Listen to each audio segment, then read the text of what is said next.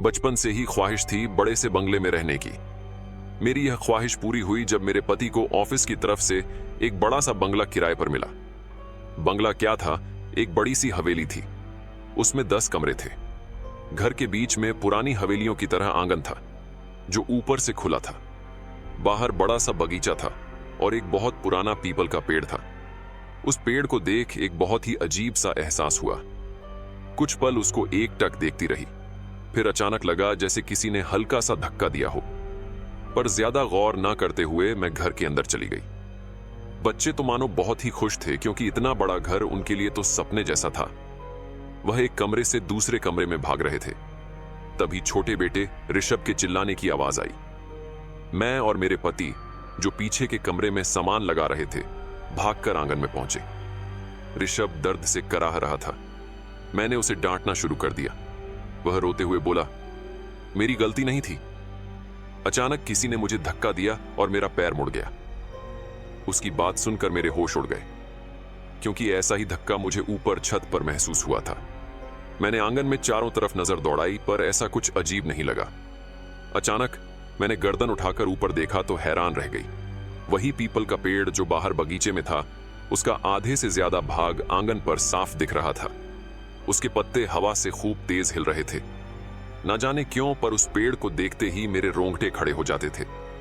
रात को मैंने अपने मन का डर अपने पति से साझा किया। वह पहले तो हंस पड़े, फिर थोड़ा गंभीर होकर बोले, देखो, तुम्हारी ही जिद की वजह से मैंने इतने बड़े बंगले के लिए हाँ किया था। इसलिए इस वहम को दिमाग से निकालो और अपने सपने को खुलकर जियो। फिर दोबारा ऐसे घर में शायद ही रहने का मौका मिले। कह तो वह ठीक ही रहे थे। मैंने अपने आप को समझाते हुए सोचा कि शायद मैं ही ज्यादा सोच रही हूं। मैं अगले दिन घर की साफ सफाई में जुट गई। हैरानी की बात थी कि मेरे ज्यादा पैसे देने पर भी कोई काम वाली बाई मुझे नहीं मिल रही थी। मुझे घर के सारे काम अकेले ही करने पड़ रहे थे। झाड़ू लगाते लगाते मैं थक गई थी, तो टेबल पर बैठकर आराम कर रही थी कि अचानक मेरी नजर एक छोटे से बंद दरवाजे पर पड़ी। उस पर एक बड़ा सा ताला लगा था। पता नहीं क्यों मन हुआ उस कमरे में जाने का।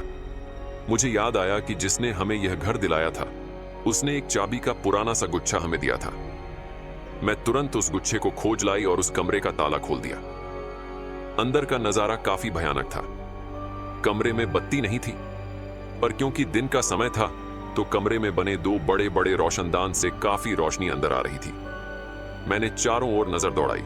जगह जगह मकड़ी के जाले लगे हुए थे। कमरे में हर जगह धूल ही धूल थी। ऐसा लग रहा था कि इस कमरे को साफ किए सदियां बीत गई हों। मैं अंदर की ओर धीमे कदमों से बढ़ने लगी। कमरे में पुराना कबाड़ इकट्ठा कर रखा था, पर जब मैंने उन सब चीजों को गौर से देखा तो हैरान रह गई।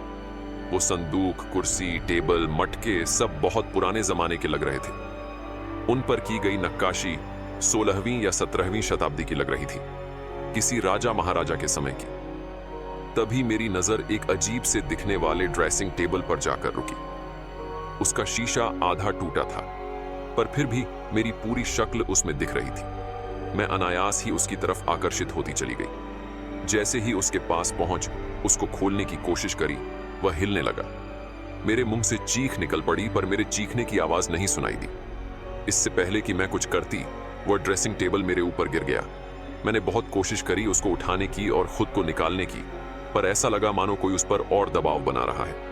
मैं बेहोश होने लगी कि तभी मुझे लगा कि किसी ने मुझे हाथ पकड़कर खींचा। जब होश आया तो मैं अपने बिस्तर पर थी और मेरे पति, बच्चे और डॉक्टर मेरे पास खड़े थे। कुछ समझ नहीं आया कि क्या हुआ। मैं हैरानी से उनको देख रही थी।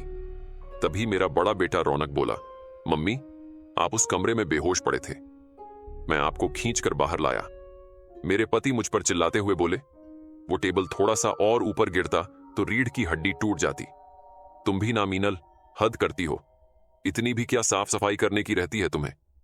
तभी डॉक्टर बोले, शुक्र है ज्यादा चोट नहीं आई, हल्का सा फ्रैक्चर है, हाथ में ठीक हो जाएगा। रात को मैंने अपने पति को सारी आपबीती सुनाई। मुझे ना इस घर से डर लगने लगा है। मैंने कहा, सब तुम्हारा वहम है, ऐसा कुछ नहीं है, सो जाओ, सब ठीक हो जाएगा। उन्होंने बड़े प्यार से कहा। मेरे पति अपने ऑफिस के चपरासी की बहन को घर ले आए। मीनल, ये तुम्हारे काम में हाथ बटाएगी और यहां ही रहेगी, रोज आना जाना नहीं करना पड़ेगा। मैंने उसे उसका कमरा दिखाया और उस दिन का सारा काम समझाकर अपने कमरे में वापस आई। शुक्रिया, आपको मेरी कितनी फिक्र है। यह कह मैं अपने पति के गले लग गई। तभी मैंने खिड़की के बाहर एक साया देखा। मैं भागकर वहां गई, पर्दा हटाया, पर कुछ नहीं था। शायद वहम ही था। यह सोच अपने दिल को मना लिया। कुछ दिन थोड़े सुकून से बीते। फिर एक दिन हमारी बाईं आंगन में बंधी तार पर कपड़े डाल रही थी कि अचानक उसके चीखने की आवाज आई। मैं भागकर वहां पहुंची तो देखा कि वह फर्श पर गिरी हुई है और जिस लोहे के डंडों पर तार बांधकर हम कपड़े सुखाते हैं वह उस पर गिरा हुआ है। अरे लता, ये कैसे हुआ? ये डंडे तो बहुत मजबूत हैं, ये तुझ पर कैसे गिर गए? मैंने आश्चर्य से पूछा। फिर मैं किसी तरह उसको उठाकर बिस्तर तक लाई और अपने पति को ऑफिस में फोन कर बताया। मैम साहब, यकीन मानिए, मेरी कोई गलती नहीं है। मैं तो आराम से कपड़े सुखा रही थी कि मेरी नजर ऊपर पीपल पर पड़ी। बस उसे देख रही थी कि यह अचानक मुझ पर गिर पड़े। वह दर्द से कराहती हुई बोली। मेरा माथा ठनका। जब भी हम में से किसी को चोट पहुंची है तब वहां पीपल के पेड़ का साया दिखा है। उस दिन उस कमरे में भी पीपल के पेड़ का साया साफ दिख रहा था। मेरा शरीर कांप उठा। कहीं कोई पिशाच तो निवास नहीं करता इस पेड़ पर, जो नहीं चाहता कि हम यहां रहें, इसलिए हमें चोट पहुंचाकर हमें यहां से निकालना चाहता है। मैं अब बहुत डरी सहमी सी रहने लगी। जरा सी आहट होने पर मेरी रूह कांप जाती।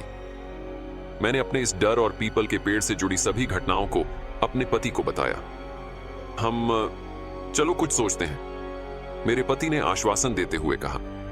कुछ दिन बीत गए। मुझे फिर सारा काम खुद ही करना पड़ रहा था, क्योंकि लता को गहरी चोट आई थी तो वह गांव चली गई। एक दिन मेरे पति अपने साथ एक आदमी को लाए। उन्होंने उसको पीपल का पेड़ दिखाते हुए कहा, यह पेड़ है, इसकी जितनी छंटनी कर सकते हो कर दो। जब मैंने यह सुना तो भागकर वहां पहुंची। ये क्या कर रहे हैं आप? पीपल का पेड़ भी भला कोई काटता है? मैंने गुस्से से कहा। मीनल, ये सब पुरानी सोच है। पेड़ चाहे कोई भी हो, उसकी छंटनी तो जरूरी होती है, और फिर इसकी छंटनी से इसकी छाया घर के हर कोने में नहीं पड़ेगी। तुम भी सुकून से रहोगी। चलो भैया, जल्दी करो, उन्होंने कहा। वह आदमी पीपल के पेड़ की तरफ जैसे ही बढ़ा, बहुत तेज हवाएं चलने लगी। देखते ही देखते हवाएं तूफान में तब्दील हो गई। तभी एक बहुत बड़ी टहनी पेड़ से गिरी और एक बहुत तेज आवाज आई। मैंने अपनी आंखें बंद कर लीं। 2 मिनट बाद जब आंख खोली तो सब कुछ शांत हो गया।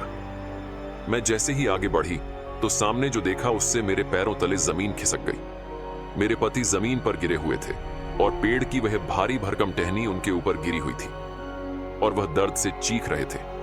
मैंने घबराकर रौनक को आवाज लगाई। उसकी मदद से हमने उस टहनी को जैसे तैसे हटाया और उनको अंदर लेकर लाए। डॉक्टर के आने पर एम्बुलेंस बुलवाई और हॉस्पिटल पहुंचे। मेरे पति की कमर में फ्रैक्चर आया था। यह सुनकर मैं स्तब्ध रह गई।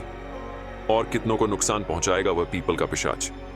कोई माने या ना माने, मुझे यकीन हो चला था कि इस घर में कोई है जो नहीं चाहता कि हम वहां रहें। उस समय यह सब अपने पति को बोलना ठीक नहीं समझा मैंने, पर मन में ठान लिया था कि जब वह ठीक हो जाएंगे तब हम ये घर छोड़ देंगे।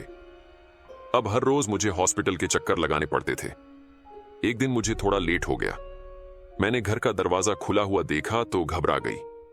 मैं तुरंत अंदर पहुंच गई। जो देखा वह एक डरावने सपने से कम नहीं था। आंगन में मेरा छोटा बेटा डरा सहमा खड़ा था और ऊपर पीपल के पेड़ को देख रहा था। उसके मुंह से आवाज नहीं निकल रही थी। मैंने ऊपर देखा तो मेरी सांस हलक में ही अटक गई। मेरा बड़ा बेटा पेड़ से लटका हुआ था। यह देख मेरे मुंह से चीख निकल गई। मेरी चीख सुन रौनक डर गया और उसका हाथ फिसल गया।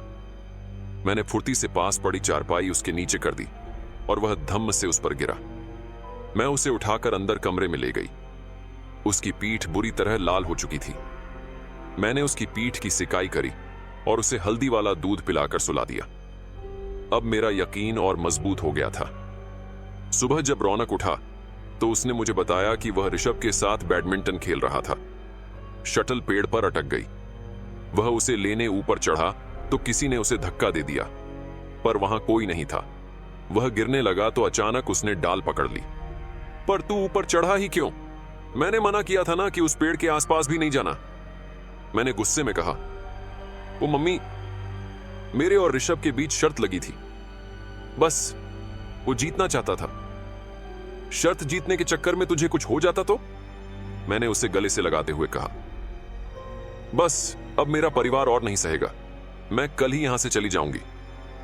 मैं यह सब सोच ही रही थी कि एक परछाई दिखी।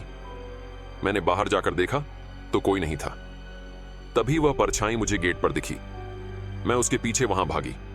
जैसे ही मैंने गेट पार किया, गेट अपने आप ही बंद हो गया। मैंने घबराकर पीछे मुड़कर देखा तो एक साया घर के अंदर जाते दिखाई दिया। मैंने जैसे ही गेट खोलकर अंदर जाने की कोशिश की, गेट खुला ही नहीं। मैंने खूब जोर लगाया पर गेट नहीं खुला। मैं पसीना पसीना हो गई क्योंकि बच्चे अंदर थे। मुझे समझ नहीं आ रहा था कि मैं क्या करूं। तभी ऋषभ के चीखने की आवाज आई, मम्मी कहां हो आप? मम्मी मुझे डर लग रहा है। बेटा मैं बाहर हूं, गेट नहीं खुल रहा, तू हिम्मत रख। रौनक बेटा जल्दी से आ, मैं चिल्लाकर बोली। पर मुझे लगा कि मेरी आवाज ऋषभ रौनक तक पहुंच नहीं रही। मुझे बार बार ऋषभ की आवाज आ रही थी पर मेरी उस तक नहीं पहुंच रही थी। मैं असहाय हो गेट पर गिर गई। सुबह जब मुझे होश आया तो मैंने फिर गेट खोलने की कोशिश की। इस बार गेट आसानी से खुल गया। मैं भागकर अंदर बच्चों के कमरे में गई। वहां देखा तो वह आराम से सो रहे थे। मेरी जान में जान आई। जब वह उठे तो मैंने उनसे पूछा कि रात को क्या हुआ था। मम्मी कुछ नहीं हुआ था, हम तो आराम से सो रहे थे और हमें आपकी कोई आवाज नहीं आई। मैं समझ गई कि उस पिशाच ने मुझे डराने के लिए यह सब किया। मैंने बच्चों को तैयार होकर आने को कहा। उन्हें ले मैं हॉस्पिटल गई। वहां अपने पति को सब कुछ बताया। डॉक्टर के मुताबिक एक दिन बाद उनका प्लास्टर खुलना था। मैंने तय किया कि उस रात मैं वहीं रुकूंगी बच्चों के साथ। अगले दिन सुबह प्लास्टर खुलने के बाद हम सब घर पहुंचे। मेरा इरादा पक्का था। मैंने सामान बांधना शुरू किया। एक बार और सोच लो मीनल, शायद यह वहम ही हो। मैं कुछ नहीं जानती, मैं अपने बच्चों की जान को खतरे में नहीं डाल सकती। अगर सच में कोई पिशाच हुआ तो? नहीं, बस अब सोच लिया, हमें उस पिशाच को उसका घर लौटा देना चाहिए। हमने सामान बांध लिया और हमारी गाड़ी उस घर के गेट से बाहर निकली। मैंने मुड़कर पीछे देखा। पीपल का वह पेड़ शांत खड़ा था और उसके पत्ते हवा में लहरा रहे थे। ऐसा लगा कि अपनी जीत पर इतरा रहे हों। अब यह तब तक शांत रहेगा जब तक कोई और वहां रहने ना आ जाए।